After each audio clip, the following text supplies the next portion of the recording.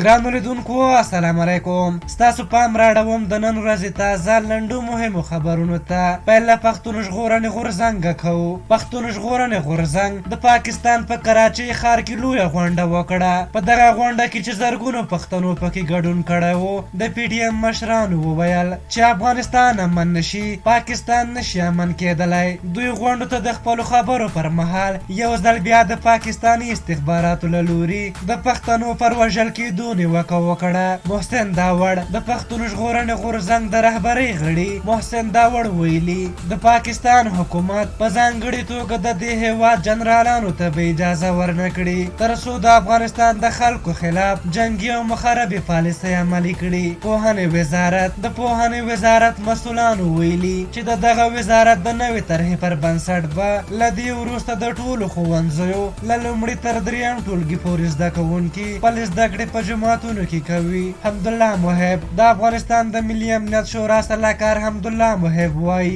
دوی داسې سیاسي نظام رامنځته کوي چې د طالبانو په ګډون ټولې خواوې پکې شاملې وي. امریکا په افغانستان کې د امریکا سفیر روز ویلسن ویلي طالبان تمه لري چې د امریکا او طالبانو د موافقې پر اساس 7,000 نور طالب بندیان روانې میاشت خوشي شي. ایران د افغانستان ریل پټلۍ کارکوونکو ته روزنه ورکوي. د ایران د ریل پټلۍ ادارې مشر ویلي غواړي د افغانستان د ریل پټلۍ ادارې 40 کارکوونکو ته روزنه ورکړي او له چمنه خبر دادی چې د پاکستان حکومت غواړي چې له چمن څخه تر سپین بولدک پورې ریل لاره یا پټلۍ جوړه کړي. او له هند خبر دادی چې د رسنیو د راپورونو له مخې د هند او اتر پردیش ایالت په ایلورو ښار کې یو ناپېژانده ناروغي خپره شوې چې تر دې دمه 140 کسه وژلي. او د راپورونو له مخې سالنګونو کې د درنې واورې او سختو توپانونو له امله د کابل شمال